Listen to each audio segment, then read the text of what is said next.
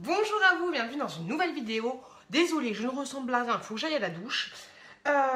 Aujourd'hui, vidéo où je vais vous apprendre comment faire un petit pot de bébé, enfin des petits pots de bébé super rapidement. Parce que, enfin super rapidement, tout est relatif, mais je vais vous montrer ma technique pour faire mes petits pots de bébé. Donc du coup, on commence cette vidéo tout de suite. Alors ce qu'on va faire aujourd'hui les amis, on va faire un petit pot à la courge, butternut et courgette avec du veau. Alors pour information, le veau, j'en ai pris à peu près 164 grammes exactement, que j'ai acheté 3,76 €. J'ai été chez Novo Viande, hein, donc Novo Viande c'est pas de la merde. Donc c'est pour ça que ça coûte ce prix là, mais vous pouvez trouver aussi moins cher. Sinon j'ai acheté deux petites courgettes, hop, que j'ai payé 1,40 € les deux. Et j'ai acheté aussi une courge. Combien m'a coûté la courge? Elle m'a coûté 1,99 € la courge, ok? Donc du coup, ici, vous avez le total des fournitures, sachant que pour le moment, je ne sais pas encore combien je vais faire de petits pots. Ensuite, qu'est-ce qu'il va vous falloir, les enfants? Il va vous falloir un petit peu d'huile que vous rajoutez après, mais on verra tout ça. Il va vous falloir un espèce de mixeur. Moi, j'ai pas de baby cook, c'est pour ça que je vous fais cette vidéo, parce que moi, je vous montre ma façon de faire sans baby cook, sans truc bidule. Mais voilà, un espèce de mixeur comme ceci, tout ce qu'il y a de plus con, et vous allez avoir besoin de contenants. Donc moi j'utilise les anciens petits pots que je lave et tout, sachant que tous les petits pots que je vais faire, je vais les mettre à la congélation. Donc moi personnellement j'ai aucun souci, je mets le verre dans mon congélateur et j'ai aucun problème là-dessus. Donc voilà, grosso modo c'est les outils et les ingrédients qu'il va vous falloir. Après il va vous falloir un couteau, une planche à découper, une casserole, une poêle et voilà. Donc première étape, ce que je fais, c'est que je vais faire chauffer mon eau, hop, qui est juste là, et en même temps, là, ce sera plus simple, je vais faire également chauffer ma petite tranche de veau. La petite tranche de veau, c'est une petite tranche comme ceci. Vous pouvez toujours demander conseil à votre boucher parce qu'il y a plein de sortes différentes. Donc c'est une petite escalope comme ceci. Alors j'ai lu qu'il fallait à peu près mettre l'équivalent d'un tiers de viande dans un petit pot. Alors moi je vous avouerai que je vais pas peser tous les trucs. Je vais faire au pifomètre. Ça fait la petite elle a 9 mois, donc ça fait elle a commencé à 6 mois la diversification, ou à 4 mois je sais plus. Mais depuis 4 mois ou depuis 6 mois j'ai fait mes petits pots et il n'y a aucun souci là-dessus. Donc là ce que je vais faire dans un premier temps, c'est que je vais chauffer mon eau et en même temps je vais découper les légumes. Et en même temps je vais cuire aussi mon petit veau, comme ça j'ai un œil sur tout, en même temps que je découpe. Et donc c'est parti, on y va, on découpe, on découpe, on découpe tout ça. Et on fait cuire ceci. Allez, c'est parti.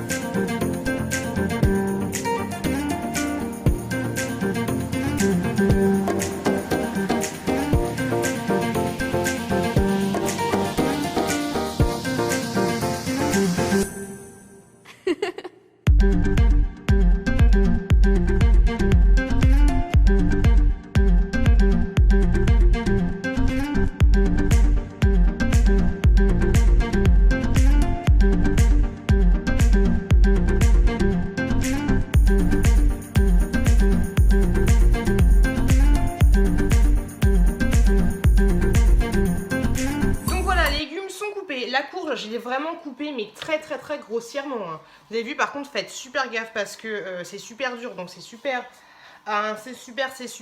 chaud à couper. Donc voilà, je l'ai coupée vraiment grossièrement.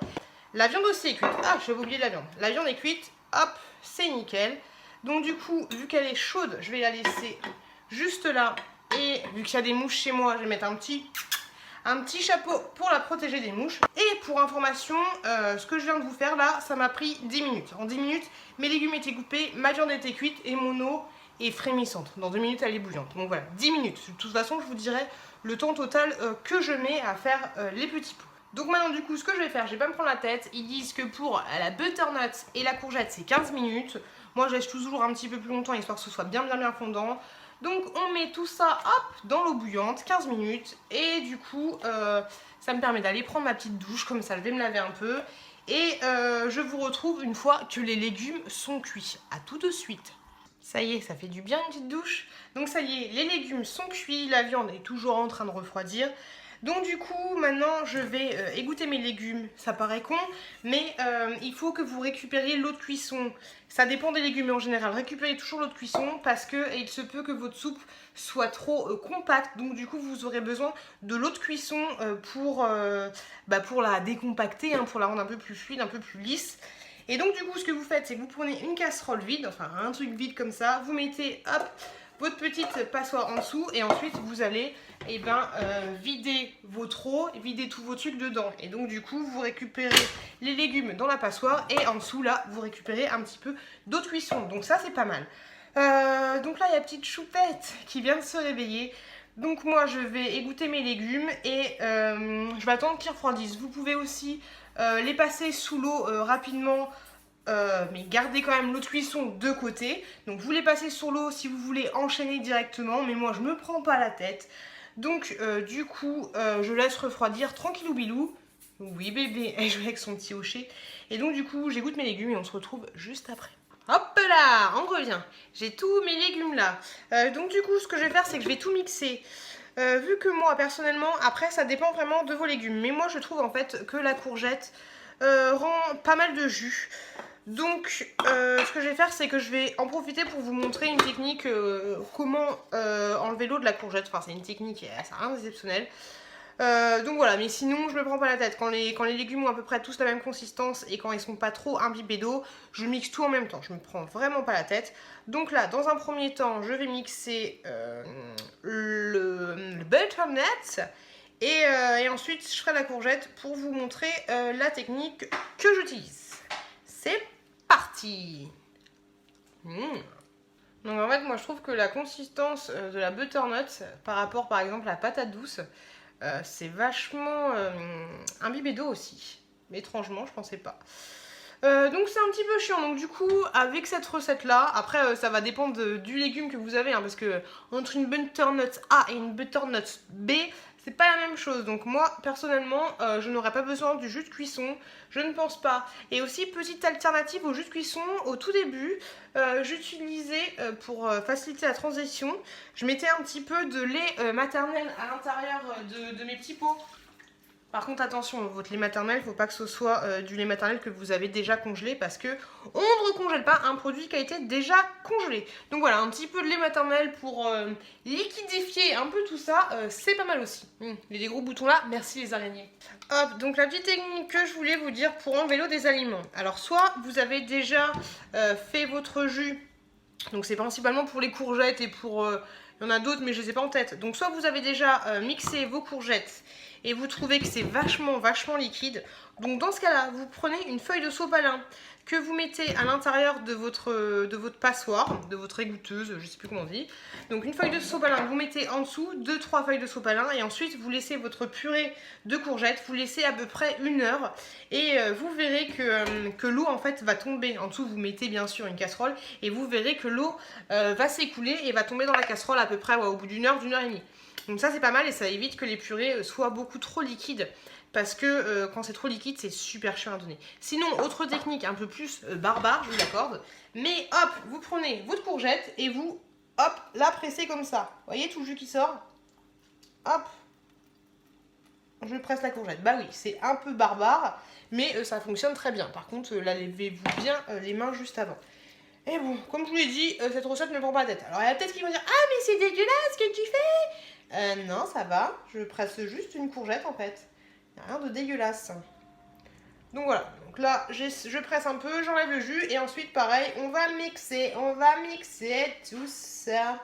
Après aussi, hein, si vous trouvez que c'est vraiment trop liquide, vous pouvez toujours rajouter, par exemple, de la pomme de terre. Hein. Ça va vous épaissir un peu tout ça. Mais moi, j'aime pas trop mettre de la patate. Déjà, je trouve que la courge, c'est un espèce de féculent. Il y a le pédiatre qui avait validé ce que je pensais, c'est un espèce de féculent. Donc voilà, je suis pas fan de rajouter de la pomme de terre pour épaissir. Après, chacun fait ce qu'il veut. Le seul truc qui est chiant avec ça, c'est que du coup, on perd les petits pépins de la courgette qu'on aurait broyé avec le mixeur, mais bon, c'est pas grave. Hop. En tout cas, c'est pas mal essoré. Je récupère pas mal de jus. J'ai récupéré tout ça comme jus. Ah, compliqué. Poup, tout ça comme jus, donc c'est cool. Donc voilà, ma petite courgette, elle est là-dedans. Du coup, ce que je vais faire, c'est que je vais aussi mixer ma viande en même temps. Parce que si vous mixez la viande tout seul, vu que la viande, c'est vachement sec, ça va être super chiant de tout récupérer. Donc du coup, pour me faciliter la tâche, je mets directement la viande aussi à l'intérieur. Donc la viande, là, je suis en train de la couper vraiment grossièrement. Je ne prends pas la tête. Grosso modo, les morceaux, ça donne ça. Hop, je mets tout à l'intérieur, comme ceci. Et pour finir, je vais rajouter un petit peu d'huile. Donc moi, je prends de l'huile d'olive. Après, vous pouvez aussi rajouter du beurre. C'est comme vous voulez. Franchement, par rapport à tout ce que j'ai, après, il faut voir par rapport à ce que vous avez. Je mets l'équivalent, je vais faire une grosse cuillère à soupe. Voilà, n'en mettez pas trop non plus. Il faut rajouter un petit peu de matière grasse, c'est important. Mais voilà, j'en mets pas trop non plus. Hop là, et je mixe ça. Donc vérifiez bien qu'il n'y ait pas de gros morceaux. Moi, elle a 9 mois, la petite. Oh, c'est chiant ce bruit. Moi, la petite, elle a 9 mois, donc du coup, je laisse un petit peu de morceaux, mais il ne faut pas qu'il soit trop énorme non plus. Donc vérifiez bien, là, ça me paraît pas mal. Et si vous avez un petit morceau, un petit chenapan qui s'est fait la malle et qui s'est pas bien mis dans le truc, et ben vous le remixez, il n'y a pas de souci. Donc là, du coup, je suis en train de mettre tout, ma petite bouillie dans mon petit pot. Enfin, dans mon petit pot, dans mon gros saladier. Et ensuite, je vais tout mélanger. Je vous montre ça juste après. Ah oui, le truc que je vous ai pas dit aussi, c'est que quand vous cuisez la viande, il ne faut pas rajouter de sel ou de poivre. Hein. Rien du tout, pas de ce genre de choses chez nous. Non merci. Et voilà, j'ai mon espèce de bouillie. Donc du coup, je vais mélanger tout ça. Alors, je prends vraiment le temps de mélanger hein, parce que... faut vraiment bien mélanger, il faut vraiment qu'elle ait tous les aliments, vu que ça va être divisé en plusieurs pots. Faut pas qu'il y ait beaucoup de viande dans un et pas beaucoup dans l'autre. Donc franchement, je mets au moins 3-4 minutes à vraiment mélanger bien tout ça. Et donc voilà, c'est comme dans la musique là. Je fais de la bouillie pour mes petits cochons. Pour 1, pour 2, pour 3, pour 4, pour 5, pour 6, pour 7, pour 8, pour 9 bœufs. Je mélange tout ça correctement, de façon harmonieuse. Ensuite, ce que je vais faire, c'est que je vais remplir mes petits pots. Et ensuite, je vais attendre qu'ils refroidissent tous. Je vais les fermer, je vais attendre qu'ils refroidissent tous. Et ensuite, je mettrai ça à la congélation. J'en garde toujours un pour le lendemain midi. Comme ça, elle a toujours un petit pot à peu près frais. Et puis voilà quoi, donc du coup je vous retrouve pour la clôture, on fera le bilan de combien on a fait de petits pots avec les différents éléments que je vous ai présentés. Moi je continue de touiller, c'est un peu chiant par contre de remplir les petits pots parce que ça dépend, des fois il y a l'encoulure qui est un peu plus petite. Par exemple avec les hips, ce qui est pas mal c'est que c'est beaucoup plus gros. Donc du coup vous pouvez l'utiliser. Moi personnellement je vous conseille pas d'acheter exprès des contenants pour faire les petits pots parce que des petits pots industriels vous allez toujours en avoir besoin. Par exemple si vous partez en week-end il faut mieux prendre des pots industriels parce que si vous sortez les pots décongelés ça peut être un peu galère de casser la chaîne du froid tout ça. Dans tous les cas avec les petits pots industriels, je dis pas que c'est meilleur hein, mais pour le transport moi personnellement je préfère. Après vous faites comme vous voulez. Donc si vous faites comme moi, n'achetez pas de contenants, utilisez la fin de vos petits pots. Après regardez dans des brocantes ou des trucs comme ça, des fois des gens ils donnent des petits pots en verre. Puis limite ce que vous faites, si vous connaissez un voisin qui a un gamin, et ben vous lui dites tu me donnes des petits pots en verre. Et puis même système D, hein, tu peux toujours faire les poubelles le jour où il y a les encombrants, de peu que tu aies repéré une famille qui ait des gamins, et puis tu récupères ces petits pots en verre. Enfin pas les encombrants, mais le jour des verres, voilà. Pourquoi pas? Je vous donne des techniques parce que acheter ça coûte un peu cher. J'ai oublié de vous dire un truc. Du coup, quand vous faites le remplissage de vos petits pots, touillez la mixture que vous avez parce qu'il y a de l'eau qui va se mettre, tomber. Et du coup, à la fin, il va vous rester que de la flotte. Donc, ça va vous faire un petit pot imbibé d'eau. Donc, ça va pas être cool. Donc, tournez. Et aussi, je voulais vous dire autre chose. C'est que les petits pots, ne les blindez pas. Parce que quand vous allez les congeler, ça va prendre un peu plus de volume et donc du coup, en gros, le couvercle il va sauter. Donc c'est un peu chiant. Donc grosso modo, hop, on tapote. Grosso modo, voilà, je le remplis comme ça, mon petit pot, je le remplis pas à la blinde. Donc voilà, c'est le dernier petit point que j'avais à vous dire après la finalité des petits pots.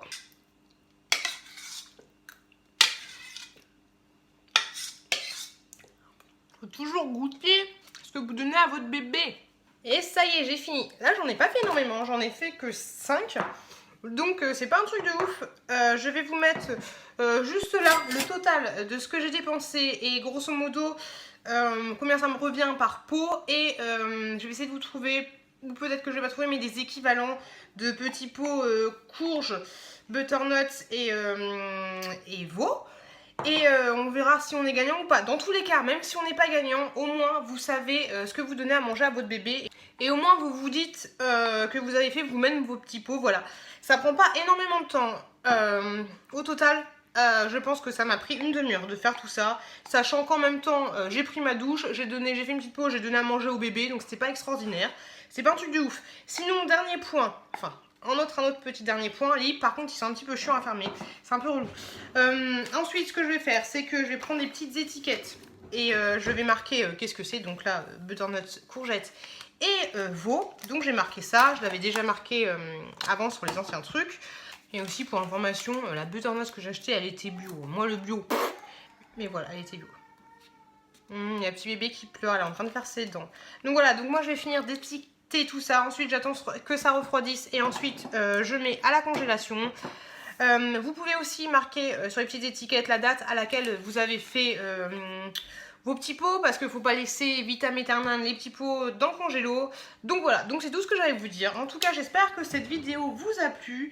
N'hésitez pas à me laisser un commentaire pour me dire ce que vous en pensez et aussi à me dire à me donner des petites recettes. Donc je vous remercie de m'avoir regardé. N'hésitez pas à vous abonner si ce n'est pas déjà fait. Si vous ne me connaissez pas, je suis Pioute. J'ai une petite de 9 mois, j'ai déjà dit. Et dans mes vidéos, vous allez trouver des hauls actions, des hauls AliExpress. Je vous parle un petit peu de ma vie de maman, je vous fais des vlogs et tout ce genre de choses. Donc je vous laisse découvrir ma chaîne. J'essaie de bien ranger les choses, il y a des playlists et tout. En tout cas, merci à vous d'être passés par là. Aux mamans, aux papas, je vous souhaite bon courage. Et les papas, faites des petits pots aussi, parce que c'est toujours Bibi qui fait les petits pots. Je vous souhaite donc une très très bonne continuation. Et je vous dis à très très bientôt dans une prochaine vidéo.